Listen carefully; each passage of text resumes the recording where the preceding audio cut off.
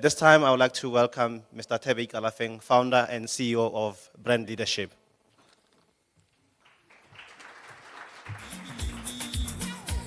Good morning, Africans.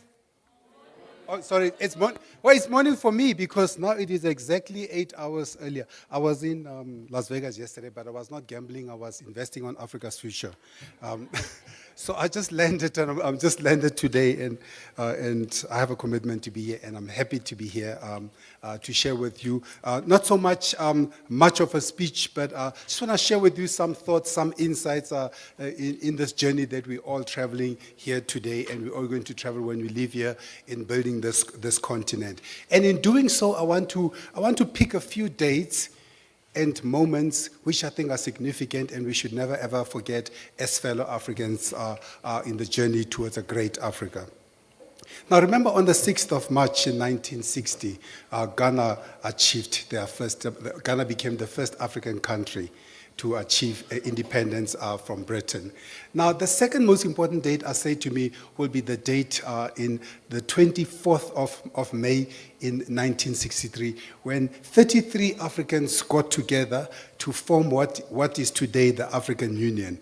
I must say I'm inspired by that time, and I'm quite surprised, and when I look back on our continent, to see how little we've achieved or how much we still have to achieve since that vision which was set out in 1963.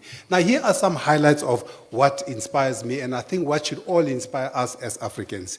At that meeting on the 24th, the day before the OAU was formed, Kwame Nkrumah sat with the 32 leaders, and one of the things that he said, as Africans, we must unite, else we will perish. But to me, what was important in terms of what he said was he then went out to lay out the principles of what we should be doing as Africans. And in reflecting on that speech, I was quite astounded by the things that are still occupying us today, which should occupy us, which should liberate us. Because I think what we should all agree as Africans is we have not yet achieved our independence.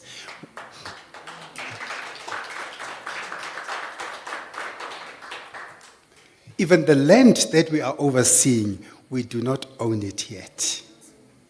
So all we've got the keys to political freedom, if you will. But with that political freedom, we are supposed to have advanced the African agenda much faster than it has.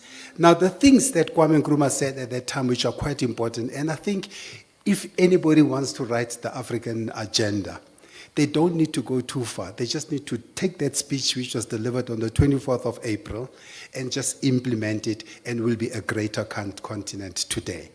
I want to highlight the three things that he said then, and you will see why it's so important. He then said we need to set out a commission for work and work out a plan for a unified or common economic and industrial program for Africa. Industrialization, 1963. The second thing that he said, we also need to work towards having a common African currency. And the third thing that he said, we need to establish an African central bank. Now let me reflect a little bit on why I specifically highlighted just those three things among all the other things that he said. All we have been saying, and whether it's the African Development Bank or whether it's any African leaders when they get together, the things that they always say is that what we need to do to push this continent forward is we need to industrialize. In other words, we need to own the means of production. We need to create the products and the services that we need as Africans. We need to brand them. We need to feed ourselves, because we know our tastes, we know our needs, we know our conditions, and we need to industrialize. We are still talking about industrialization today, and we are not making as fast a progress as we're supposed to. That's why it's so important for us here today, because when we leave this room today, the first question we need to ask ourselves is, are we doing that which we are supposed to do as Africans? Are we feeding ourselves? Are we educating ourselves? Are we paying for our own costs? Because many of the ills of our continent are because we are not in charge of our own destiny.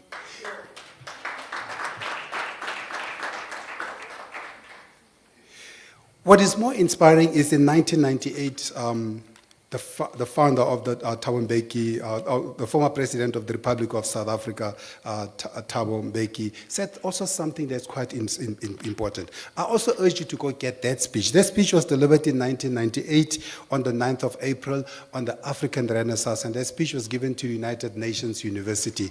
And I want to quote you only one thing that I always remember out of that speech. And what he said is that out of Africa reborn must come out modern products of human and economic activity and significant contribution to the world of knowledge in the arts, science, technology, new images of an Africa of peace and prosperity. In other words, we in the new Africa, similar to what Kwame Nkrumah said in 1963, we need to create our future. We need to consume our own products and services that we have created out of our own imagination in an Africa that is at peace. Now, the Africa that is at peace, Africa is much more peaceful than it used to be. I think around 20,000 or 2,000 or so, there were about 11 raging wars across the continent.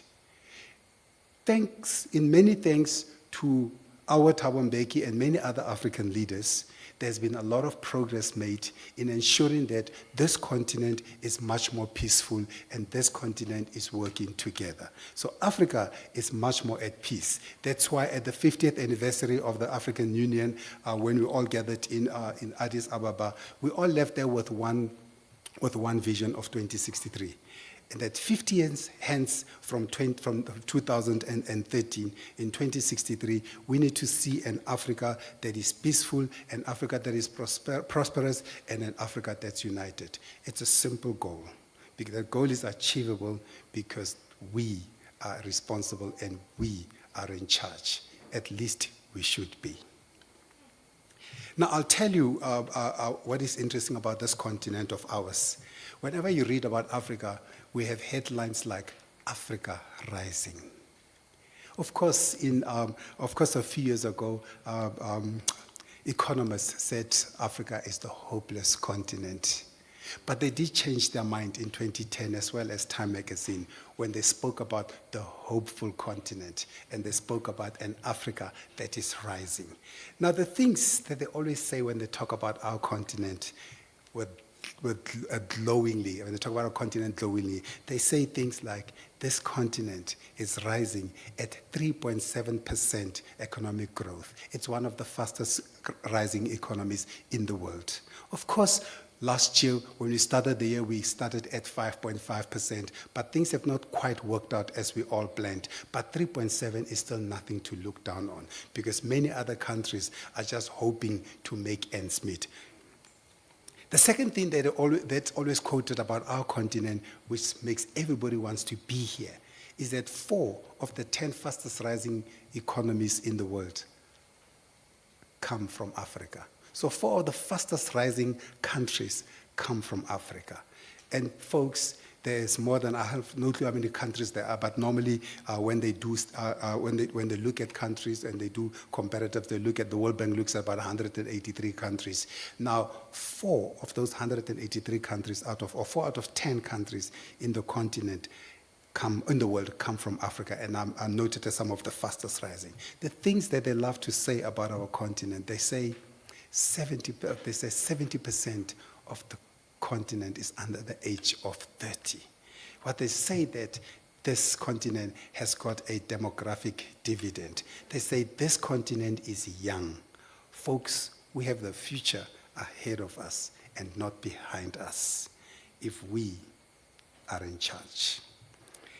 The things that they always say is that this continent, by 2050, right now, I don't know how they count. I don't know whether they count the way they used to count during apartheid days. In apartheid, they just used to fly the helicopter above your house, and they said there's one black house, there must be 10 blacks in there. Move on, next one.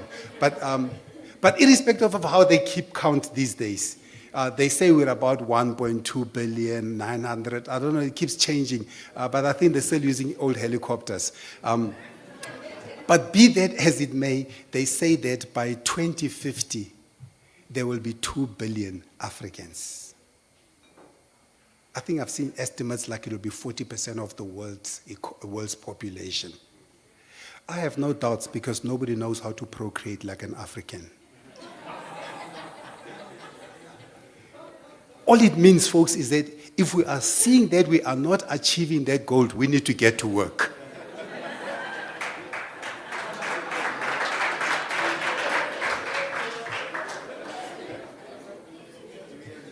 When they talk about our continent, they say that by 2020, we are talking 5 years' time, we would be spending $1 trillion in this continent.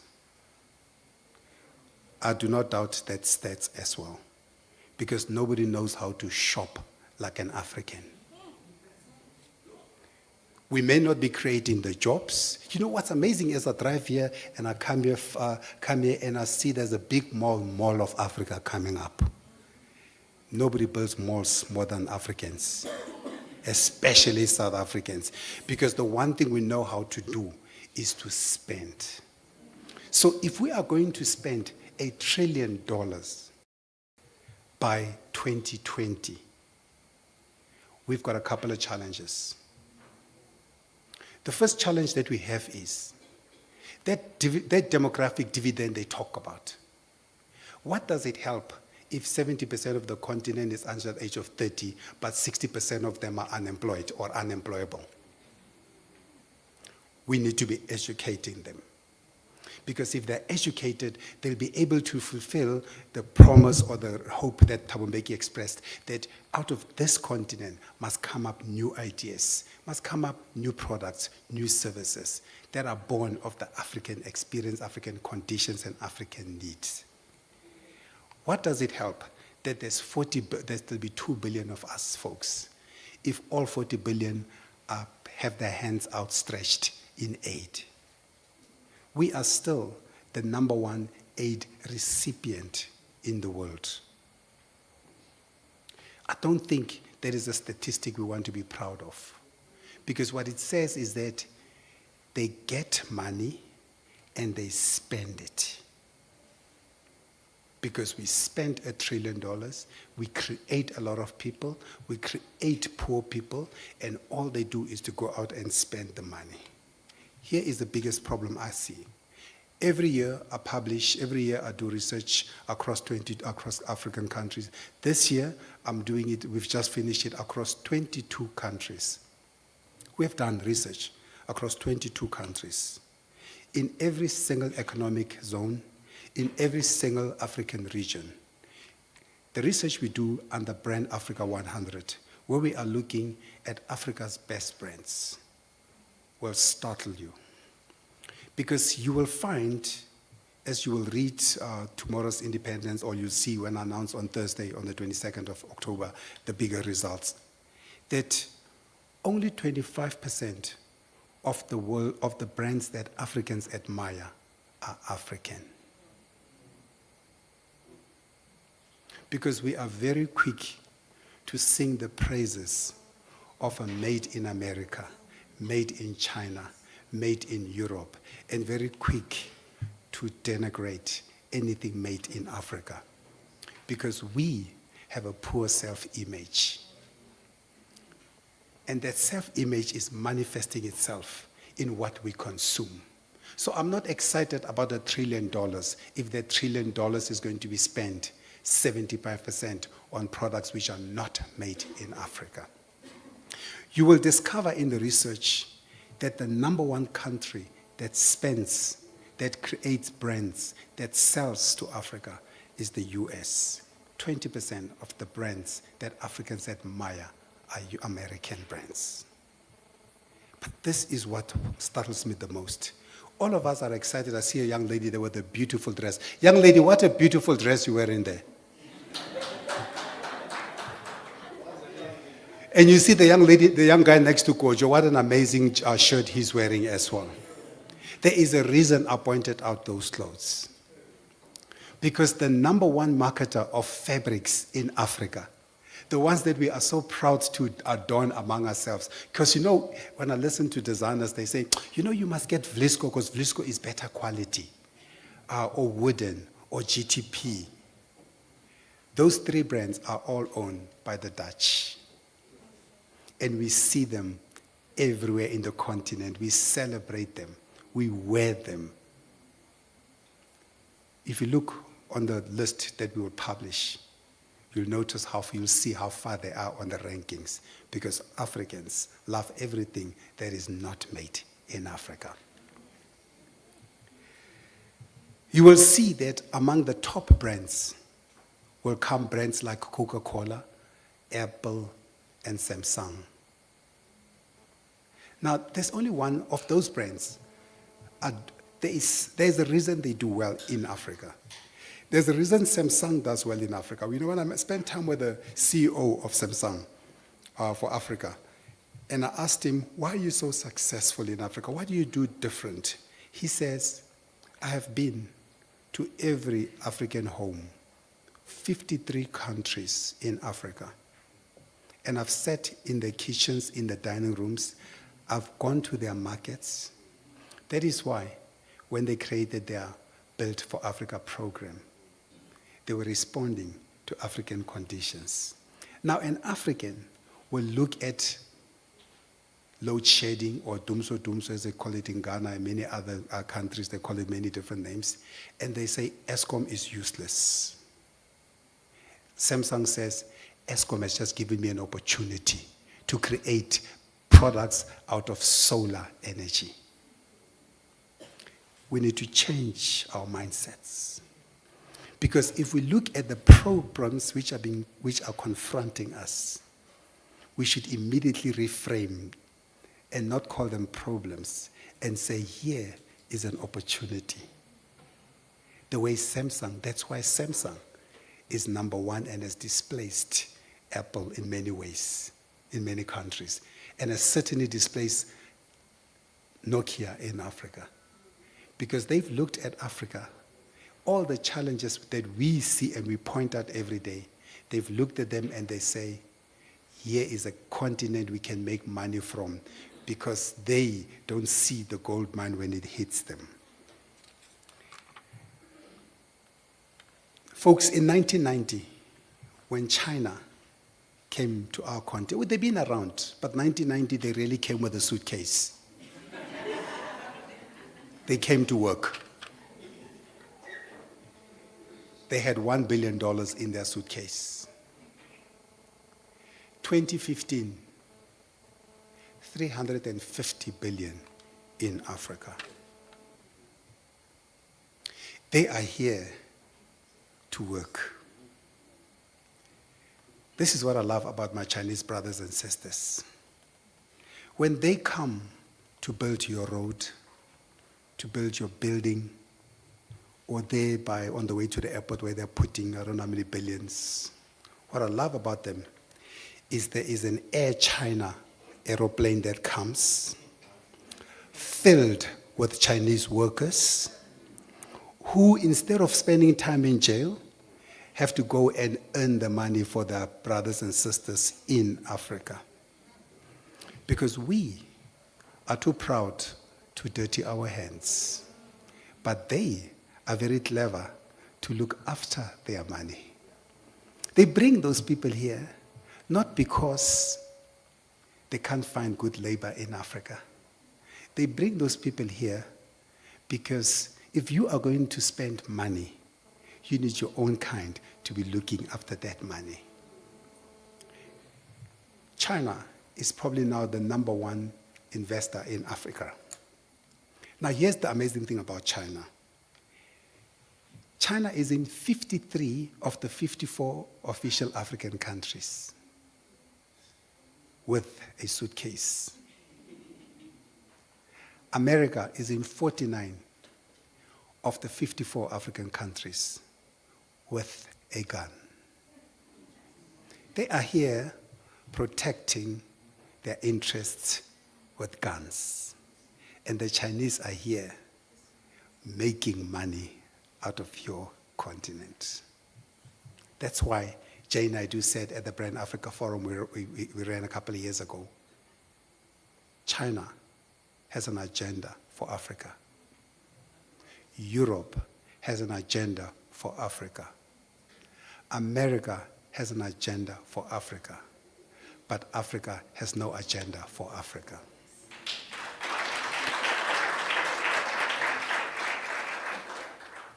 If we are to move this continent forward, we need to own that agenda. We need to own our renaissance. We cannot afford to have our continent being mortgaged. Because for every dollar that is being invested here by a non-African business or brand, there's nothing immoral with what they do. They have to account back to their owners, to their investors. They have to show a return on investment. The way they do it, which is the reason a Coca-Cola, a Samsung, an Apple, and many others are successful in this continent, is they take the time to understand us. They learn how we walk, how we speak, how we dress, what worries us, our emotional issues, and they respond to that. And they give us the products and services we are very proud to wear, and we don't look down on them. We are too lazy. We want to blame everybody. We want to borrow instead of creating. Owning the African Renaissance is owning every single part of it. It's owning not just the means of production. It's owning not just the land. It's owning not just the name. It's not good enough to say I'm an African, or not good enough to say I'm South African, whatever we call ourselves these days. It is better if you really own that. And we don't own that. I want to conclude with two important messages I want us to remember as we leave here. I want us to remember what Fela Kuti said. I must identify with Africa, then I will have an identity. Many of us are too ashamed to be Africans. Many of us are too ashamed to go like Samsung to the other countries within our continent. Many of us live in the south of Africa, not in Africa. The second thing I want you to remember is what Thomas Piketty said last week when he was here in South Africa. I think Thomas should have been an African. First, he obviously opened the book with an African, with African reality. But I left that event with an important, with an uplifting reminder. When he said, Africa is the future. But I love what my friend Victor Dlamini articulated it well for me. He said, Europe has a past, America has a past, but Africa has a future. Thank you.